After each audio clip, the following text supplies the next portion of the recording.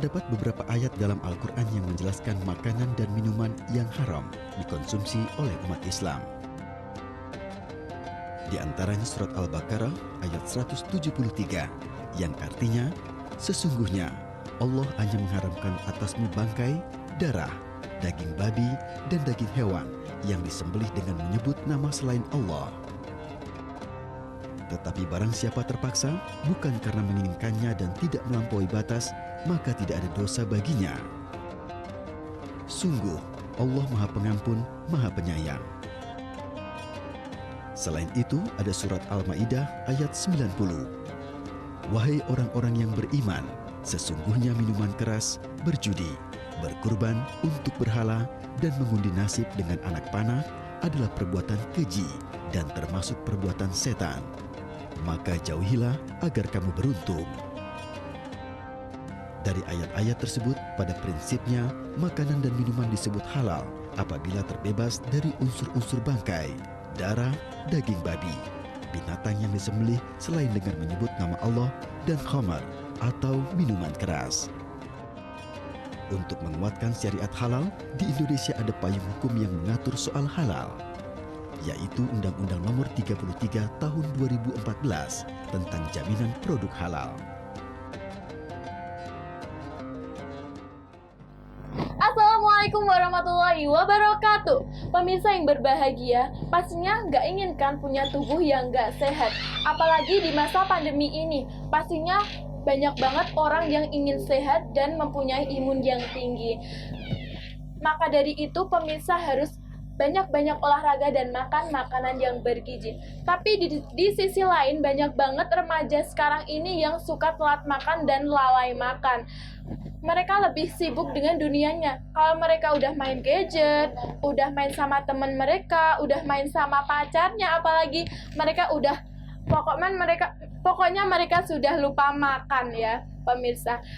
Contohnya saya kalau udah main gadget atau udah main, pokoknya saya sudah lupa segalanya. Kalau disuruh makan, apalagi saya sudah tidak mau. Sekarang ini kalau remaja-remaja banyak banget makan di kafe-kafe atau tempat-tempat makan yang sudah disediakan. Sekarang tuh banyak banget ya tempat-tempat makan, tidak hanya tempat makan Indonesia aja, makanan Korea, makanan Jepang, makanan Cina, apalagi sekarang tuh sangat banyak sekali. Mereka tuh nggak tahu itu tuh makanan halal apa haram. Mereka demi konten YouTube atau demi konten apapun, mereka makan di tempat makan tersebut. Mereka tuh mengikuti zaman sekarang ini. Maka di edisi kali ini Santri Healthy akan mengangkat tema akibat makanan haram. Bersama saya Anissa Ikratus Syahra, tetap di Santri Healthy, sehat bersama Santri.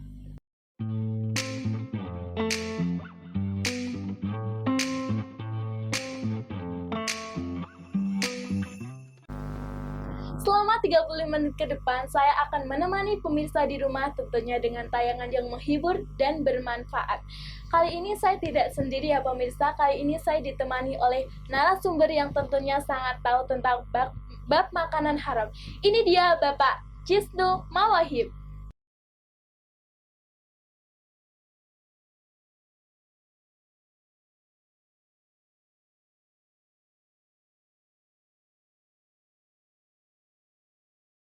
Selamat pagi Pak. Pagi. Sebelumnya terima kasih sudah mau hadir di dalam acara Santri Healthy ini. Iya, sama-sama. Saya juga berterima kasih sudah diberi undangan untuk ikut berpartisipasi dalam acara ini. Sebelumnya gimana Pak perasaannya bisa diundang dalam acara ini? Ya, terkejut karena memang belum tahu apa-apa, juga belum pernah kan. Tiba-tiba kemarin dikasih undangan dan juga dikasih materi ini untuk Akbar, ternyata untuk mengisi acara pada hari ini. Kalau boleh tahu nih, Bapak sekarang ini sedang disibukkan apa sih? Hari ini ya, karena saya kesehatan, otomatis tiap harinya kan saya bertemu dengan anak-anak yang sakit. Nah, dan akhir-akhir ini sedang banyak yang penyakit kulit. Ya, umumnya di pesantren kan Itu penyakit kulit paling banyak, terutama di anak-anak baru yang kecil, SMP, MTS, nah, itu sedang banyak. Setiap harinya pagi, sore, malam ya kebanyakan begitu ngurusi anak yang santri sakit itu. Jadi Bapak di pesantren itu Bapak menjadi pengurus di kesehatan gitu Pak? Iya. Setelah itu Bapak kuliah nggak? Kuliah juga setiap seminggu sekali, karena memang hanya sebagai istilahnya sebagai selingan. Itu hanya seminggu sekali pada hari Senin. Nah, selain itu juga fokus ke pondok. Kuliahnya kalau boleh tahu ikut jurusan apa Pak? Saya ikut ekonomi syariah. Ya. Ekonomi syariah itu membahas apa Pak? Membahas seputar perusahaan dari itu, perekonomian yang menurut pandangan Islam itu seperti apa, yang diperbolehkan seperti apa. Nah, jadi tidak seperti ekonomi yang umum, beda seperti itu. Kan sekarang ini kan lagi masa pandemi, terus Bapak kuliahnya gimana? Kuliahnya untuk saya ini masih daring, tetapi karena lebih baik itu berkumpul, tetap berkumpul tapi hanya sebatas mungkin yang putra kumpul di cari tempat untuk membahas materi itu bersama, mungkin cari tempat yang longgar di mana nanti yang putri juga cari tempat sendiri, tapi tidak ke kampus. Jadi selama masa pandemi ini belum pernah ke kampus itu? Belum pernah. Kan berhubung Bapak ini sebagai kesehatan nih Pak, kan pasti sedikit-sedikit kan tahu tentang makanan-makanan tuh kan pastinya tahu. Kalau menurut Bapak sendiri, makanan tuh apa sih Pak? Makanan ya itu sesuatu yang dimakan atau perkara yang dimasukkan lewat mulut untuk dimasukkan ke perut, itu makanan. Seperti itu. Kalau makanan haram sendiri? Makanan haram yaitu otomatis makanan yang tidak diperbolehkan dimakan oleh agama. Entah itu karena mungkin madorotnya atau mungkin dari untuk kitanya itu tidak baik, pastinya ada alasannya seperti itu. Jadi ini pemirsa, kalau makanan sendiri itu sesuatu yang masuk ke mulut kita ya Pak. Kalau makanan haram sesuatu yang tidak boleh diperbolehkan dimakan oleh agama. Kalau dimakan ke mulut kita tuh tidak boleh. Gitu ya Pak. Kalau sekarang ini kan banyak banget ya Pak, makanan-makanan tuh sangat banyak banget, bervarian banget. Terus kalau kita tuh nggak tahu cara menghindarinya tuh gimana sih Pak? Kan makanan tuh sekarang kan banyak ciki-ciki, apa makanan yang dijual di toko-toko tuh kan sekarang banyak. Terus cara kita menghindarinya tuh gimana? Untuk menghindarinya, kalau di toko-toko, kalau kita bingung, pertama minimal kita sudah bisa mencari dari kemasannya. Kemasannya kan kalau sudah halal kan ada sertifikasi halalnya dari MUI. Nah, itu sudah terjamin halalnya. Tapi kalau belum ada, mungkin bisa dilihat dari komposisinya apa saja atau ditanyakan ke penjualnya. Seperti itu. Kalau di toko seperti itu. Kalau di kafe sendiri? Di kafe kita bisa melihat dari dapurnya, menunya juga. Nanti mungkin meskipun di kafe itu menyediakan makanan halal, tapi juga menyediakan makanan haram. Ketika kita memesan makanan halal, sebaiknya berhati-hati. Dikarenakan apa? Mungkin alat yang untuk masak itu sebelumnya untuk memasak masakan haram, jadi belum pasti bersihnya, mungkin masih ada perkara yang haram untuk dimasak. Itu lebih baik kita menghindari kafe yang seperti itu. Oke pemirsa, kita lanjut perbincangan kita dengan Bapak Hisnu setelah iklan yang satu ini. Tetap di Santri Healthy, sehat bersama santri.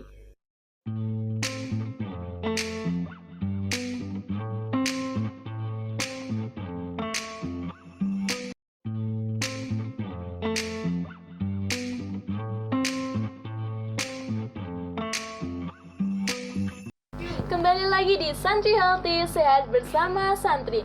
Pemirsa, kan tadi kita sudah membahas tentang pengertian makanan dan pengertian makanan halal, pengertian makanan haram. Terus sekarang ini hukum makanan haram sendiri apa sih, Pak? Hukum makanan haram itu sudah ada di surat 7 Al-A'raf ayat 157, yang dimana pada intinya itu menerangkan untuk umat Islam itu menjauhi perkara yang dilarang dan menjalankan apa yang dijadikan tujuan atau disuruh oleh agama. Kalau untuk makanan sendiri berarti itu menghindari makanan haram, apalagi jangan sampai memakan makanan haram tersebut. Kalau golongan makanan haram sendiri, Pak? Golongan makanan haram itu yang satu itu karena zatnya atau kandungan yang ada dalam makanan tersebut. Seperti contoh misal daging babi. Daging babi itu bakterinya banyak. Meskipun enak, bakterinya banyak. Katanya enak, saya belum pernah coba memang. Nggak mau coba. Itu enak tapi bakterinya banyak. Nah, itu karena zatnya banyak bakterinya. Otomatis membuat tubuh kita sakit, menyakiti diri kita. Itu yang menjadikan makanan haram itu seperti itu. Itu karena kandungannya. Gitu. Ya, yang kedua itu karena sebabnya. Misal kita mau makan makanannya halal, tetapi cara kita mendapatkannya atau memprosesnya itu tidak halal atau dalam kurung haram. Itu makanannya juga menjadi haram. Misal kita mau makan roti tapi kita mendapatkannya dengan mencuri. Nah, itu tetap makanannya menjadi haram. Meskipun asalnya itu rotinya itu halal. Dan meskipun halal tetapi kita mendapatkannya dengan cara yang tidak baik atau haram, tetap menjadi haram makanannya. Tapi kan di pondok pesantren tuh ada yang kata gosop ya, Pak. Gosop, kalau misal kita tuh makanan kita dapat tuh caranya tuh gosop, terus makanan itu kita makan, itu hukumnya gimana, Pak? Kalau gosop sendiri itu kan tidak diperbolehkan. Nah, kalau makanan, kalau dari kata gosop kan itu mengambil tapi tidak meminjam, bukan mengambil, meminjam tapi tidak bilang dengan yang punya. Otomatis ketika dengan kata meminjam itu kan berkewajiban untuk mengembalikan. Nah, untuk makanan sendiri kalau kita kok mengambil makanan tanpa bilang dengan yang punya, terus setelah makan mungkin kita mau menggantinya. Misal roti yang sama 1.000 dengan kita ganti dengan yang 1.000 sama, itu masih dikatakan gosop. Tapi kalau kita mengambil tanpa bilang dengan yang punya, terus kita makan, kita tidak menggantinya, itu bisa dikatakan dengan mencuri. Dimana kalau kita mencuri makanan tersebut, makanannya menjadi haram. Kalau gosop ini kan berbeda gitu. Ya, beda. Seperti itu. Jadi pemirsa, jenis golongan makanan itu ada dua, menurut zatnya dan menurut sebabnya. Terus jenis makanan itu kan banyak, jenis makanan haram itu kan sangat banyak sekali yang Pak. Contohnya kan daging babi. Selain daging babi ada nggak, Pak?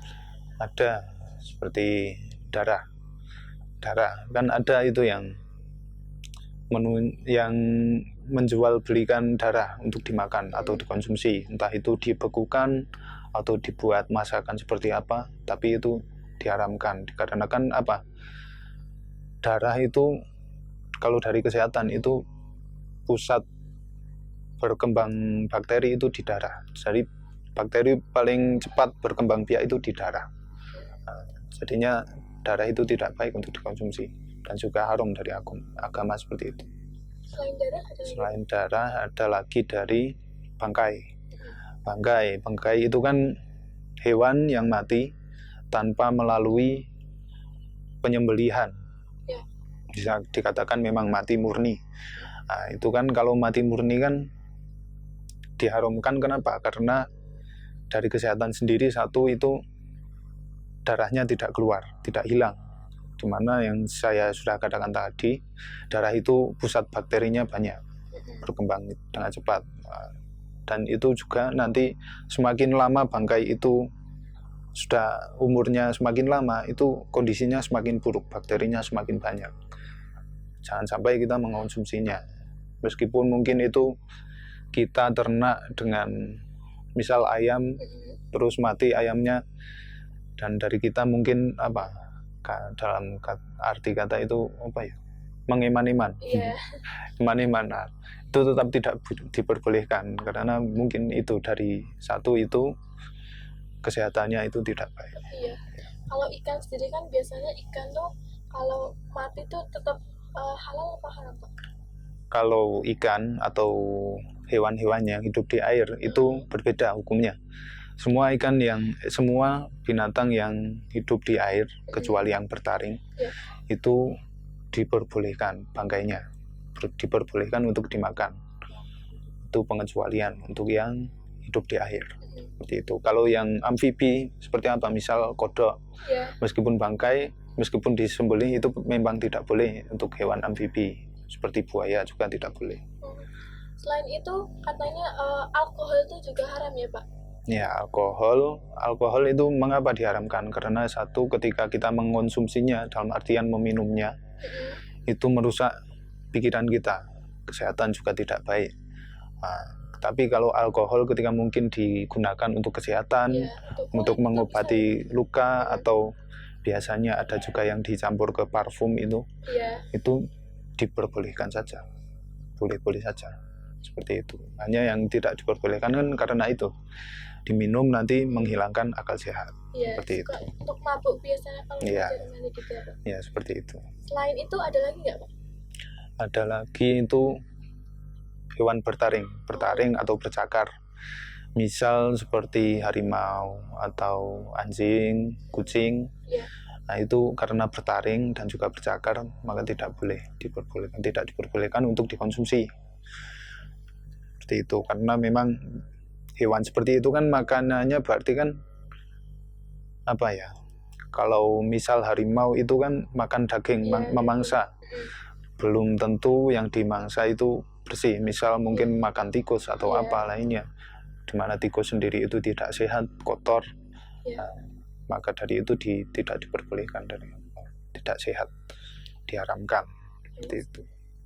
Oke pemirsa, kita lanjut perbincangan kita setelah iklan yang satu ini. Tetap di Santri Healthy, sehat bersama Santri.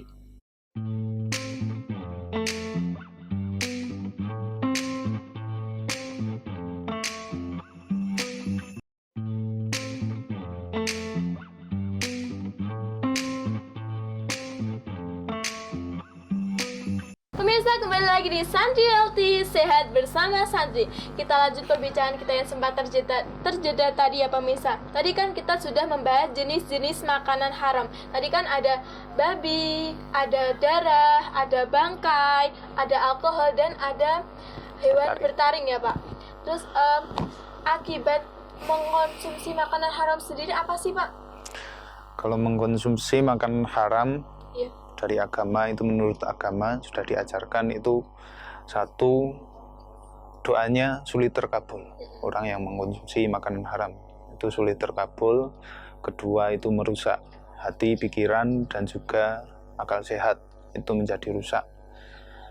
Terus ada lagi yang mengatakan itu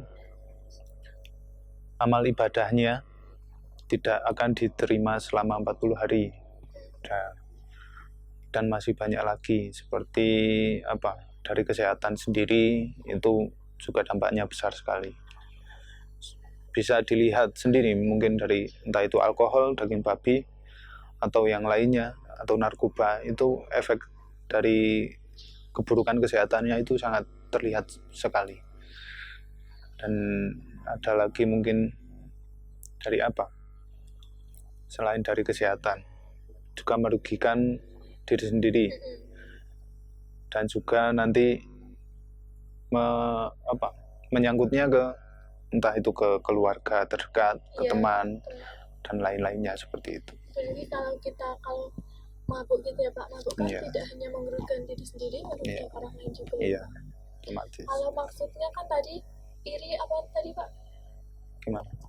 Tadi kan ada akibatnya yang menurut agama sendiri. Tadi kan penyakit hati itu maksudnya gimana Pak?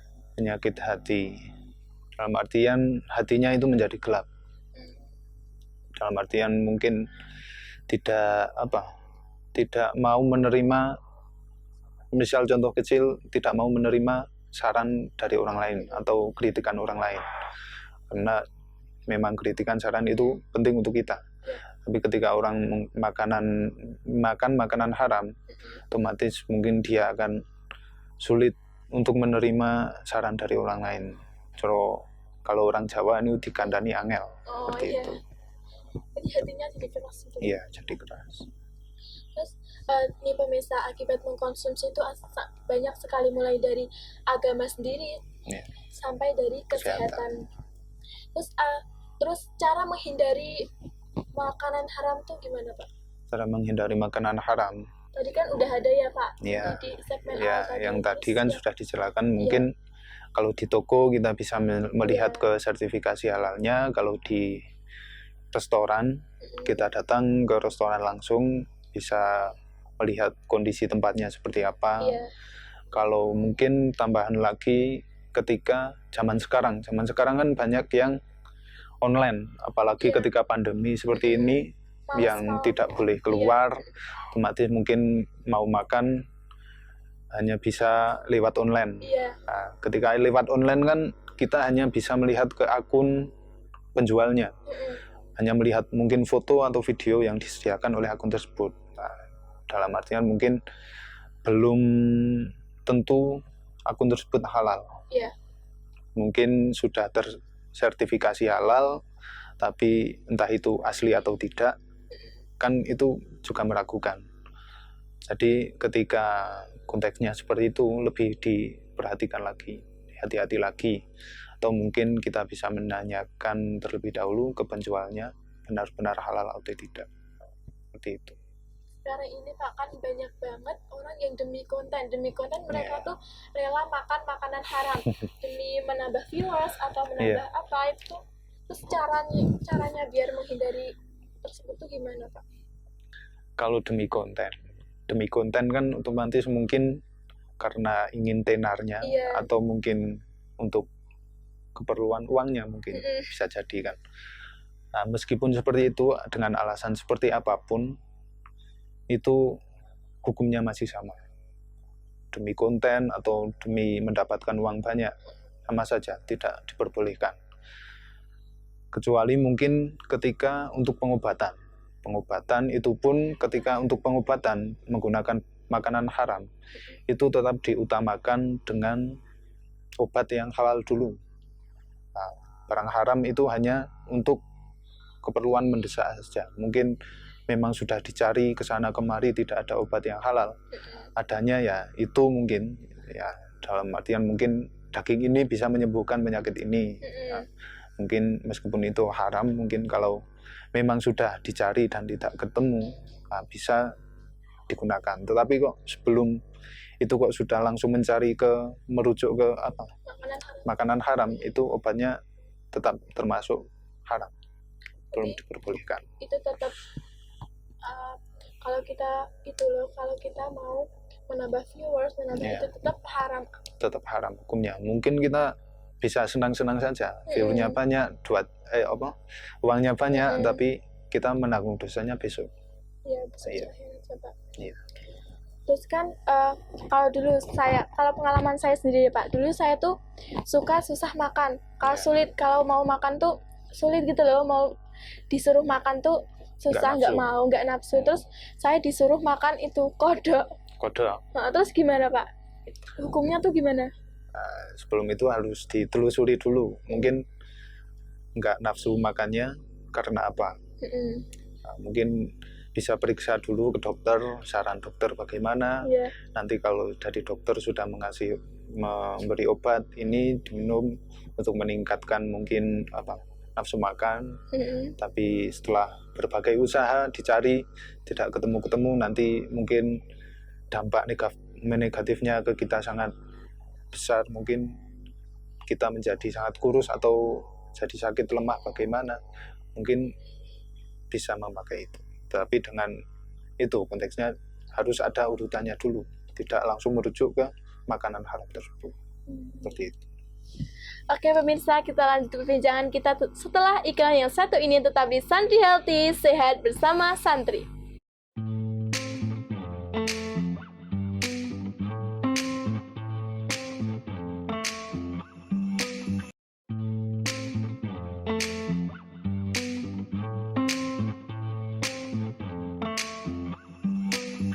kembali lagi di Santri Healthy, sehat bersama Santri. Tadi kan kita sudah membahas akibat dan cara mengatasi. Sekarang ini saya akan bertanya kepada Bapak Bapak Cisnu. Iya. Gimana Pak hikmah menghindari hikmah itu loh, makan makanan halal itu apa aja? Hikmahnya ya otomatis dari kesehatan paling jelas, dimana ya mungkin kalau kita mengonsumsi makanan haram tersebut nanti kita menjadi sakit, dan sakitnya itu juga berkepanjangan, seperti kalau misal narkoba itu kan juga ada zat adiksinya yang menjadikan kecanduan. Iya. Nah, semakin lama kita semakin sulit untuk lepas dari hal tersebut. Nah, maka dari itu hikmahnya kalau kita menghindari makanan tersebut, otomatis dari kesehatan kita dapat, terus dari persaudaraan kita tetap bisa terjaga dengan baik, dengan erat. Teman juga sama seperti itu dari kesehatan. Kalau dari konteks agama sendiri, otomatis ketika kita sudah berusaha menghindari makanan haram atau berusaha menghindari yang haram, itu kita sudah mendapatkan pahala.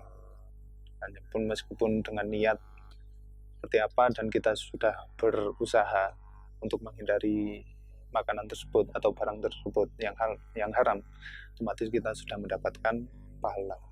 Itu dari agama seperti itu.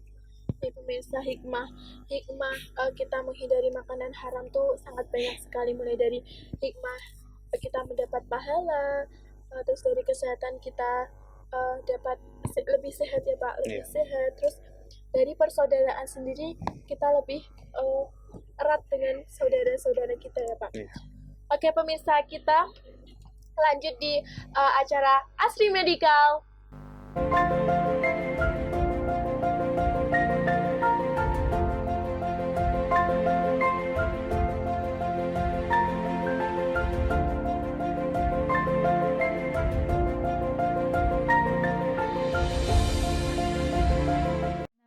Tahukah Anda bagaimana cara membedakan antara daging babi dan daging sapi? Berikut ini kami akan merangkumnya untuk Anda. Perbedaan dari segi warnanya.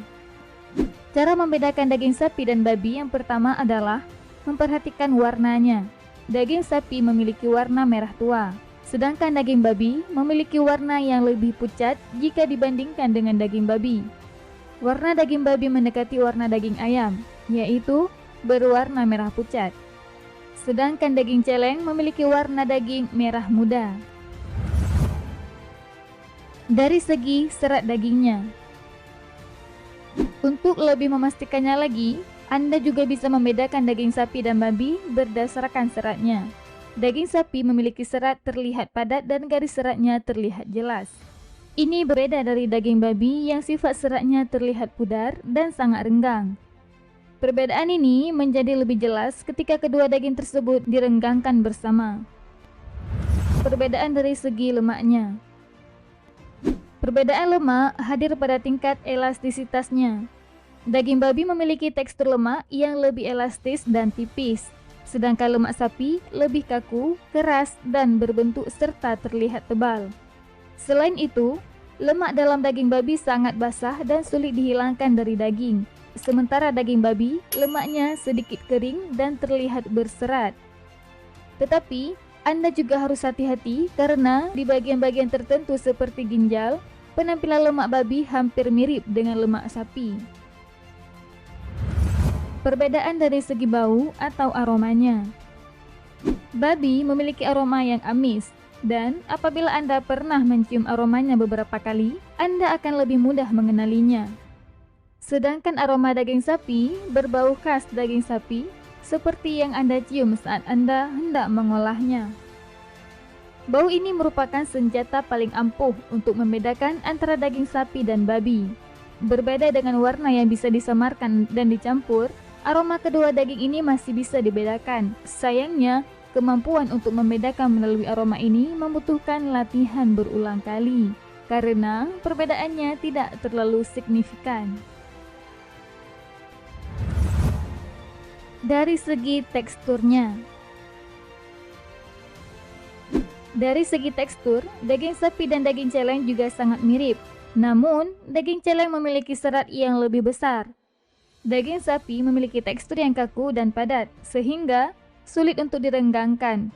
Namun, pada daging babi justru sebaliknya. Daging babi memiliki tekstur yang lebih lembek, elastis, dan mudah untuk direnggangkan. Itulah tips dan cara membedakan daging sapi dan daging babi yang dapat Anda gunakan agar tidak membuat kesalahan saat membeli daging. Gimana Pak tanggapannya tentang video tadi? Ya, itu sangat berguna sekali ya.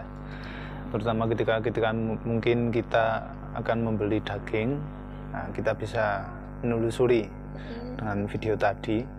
Itu kan terlihat Ya, beda mana banget, yang Pak. ya seratnya, dari lemaknya, baunya. Jadi itu bisa menambah pengetahuan kita untuk menyeleksi makanan itu benar-benar daging sapi atau bukan, atau itu daging apa. Nah, itu kita bisa menjadi lebih hati-hati seperti itu. Jadi pemirsa lebih hati-hati dalam memilih daging tadi ya Pak. Iya. Ya pemirsa, intinya pemirsa harus lebih berhati-hati dalam memilih makanan. Kan tadi sudah dijelaskan, makan itu akibat dari makanan haram, mulai dari kesehatan kita, dari sisi agama juga, akibatnya sangat banyak sekali.